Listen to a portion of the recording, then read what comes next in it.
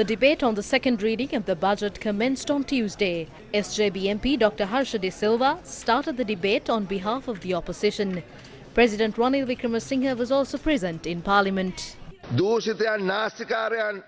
It was not us who took the problem by the tail, but you. It is from you that the people of the country should be careful, not from us. When you say that there is a possibility to come out of this difficult and complex problem while protecting corruption, that is the only problem. You have absolutely no ability to create a new foundation to build the country's economy by surrounding yourself with corruption. Honorable President, I think there are already 60 ministers. If we add 10 more ministers, there will be 70 ministers in this bankrupt country. Gotabaya Rajapaksa, our ex-president, did what he said, and he did it well. The truth is that it has doubled from 2.8 million to 5.7 million. The poverty of this country has tripled from 2.8 million to 9.6 million. I believe he has done well. We were told that it was an open economy with social security. I say, Mr. Ranil Wickremesinghe, what you said with great pride is not true. How much do you believe has been left to build roads? 256 billion rupees have been allocated to build roads. In this bankrupt country, 7 billion has been allocated for the next year to improve the defense headquarters. The government says that 5,000 rupees will be allocated per family, 19 billion rupees in total to help the poverty-stricken for 4 months. But 256 billion rupees will be spent to build the roads. Where is social justice, Honourable Speaker? The domestic interest rate was 5% when this government took over. Last week, the 3-month interest rate on the Treasury bill was 33% for a year.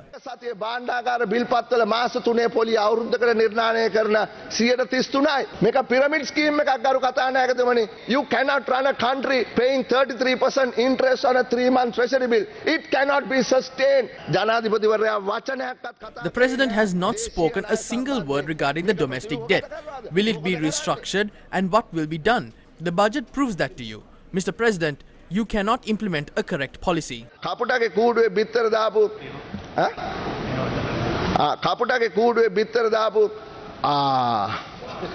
Ranil Wickremesinghe නැවති කොහාට නිවැරදි ප්‍රතිපත්තියක්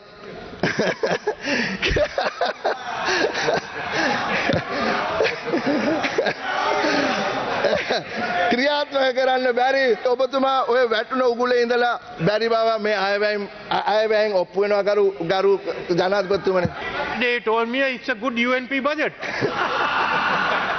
I told you that there are two sides to this one. Of course I did. There was good reform. I said that. I am sorry to say that waiting for the country to overcome this crisis under this government is only a dream. A mandate is needed, Mr. President. You have that ability with the 21st Constitutional Amendment.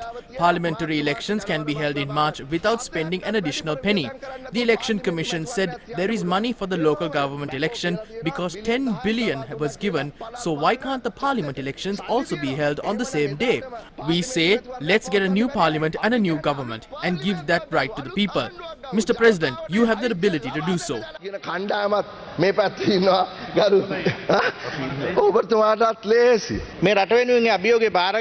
I sat down to listen to Mr. Harsha de Silva's speech to take notes on his unique economic analysis, but I regret doing so because we only got to hear a political commentary. There was a member of parliament who had just one seat in parliament who accepted the challenge of running this country, and he took that responsibility. How can we reduce bank interest rates in a country with 85% food inflation? 60% of the people expect us to support them. This is the first challenge faced by the finance minister. මෙන්න මේක තමයි මුදල් අමාත්‍යවරයා මුහුණ දෙන පළවෙනිම මේ අභියෝගය. මේක හරයෙන් ගත්තොත් If we take this from the core, this is a UNP budget. Today, the ministers and members of the Sri Lanka Podujana Peramana praise and agree with it without any shame. He has achieved what the International Monetary Fund said very clearly. The central bank officials migrate for work. Why? Because they can't live in Sri Lanka even with the salary they get from the central bank with these taxes. ඇයි මහ බැංකුවේ ගන්න පඩියත් අද මේ ගහන බදුත් එක්ක ලංකාව තුල ජීවත් වෙන්න බෑ.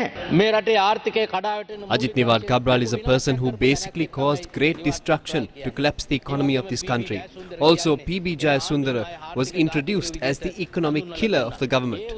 Because of that person's actions, all 225 members of parliament have to face the repercussions. So appointing such people is a mistake made by the politicians of our country. පාර්ලිමේන්තුවේ 225 දෙනාටම බැට කන්න සිද්ධ වෙලා තියෙනවා. Now when we look at the 2023 budget presented by the President, there is a big deficit compared to the budget presented by Basil Rajapaksa last year. Now last year's total income was estimated at 2,284 billion and this year it is at 3,415 billion. Last year it was estimated at 1,628 billion and this year it is 2,404 billion. Now there are two things in this. A budget paper showing 2,404 billion means that the same 2,404 billion is ready to be borrowed. In addition, this budget deficit will increase even more if the expected income is not received. Then you will have to borrow more than 2,400 billion because only the expected tax revenue is there, especially between 550 to 600 billion rupees. තියෙනවා විශේෂයෙන්ම රුපියල් බිලියන 550කුයි 600ක අතර ප්‍රමාණයක්. මේ විකෘතිය කරුණා කරලා We need to hold a parliamentary election soon. You can just add another ballot paper to the same provincial council election and by doing so, you can save a large sum of money as well. Hold the election and elect a parliament which has the true mandate of the people. A parliament that understands the true aspirations of the people. And that parliament will also help Ranil Wickremesinghe to carry out his program without any hindrance. ක්‍රියාවලිය අපේ ආණ්ඩුවක් තුළදී ක්‍රියාත්මක කරන්න අපි කටයුතු කරන්න අපි සම්පූර්ණ සහයෝගය ලබා දෙනවා.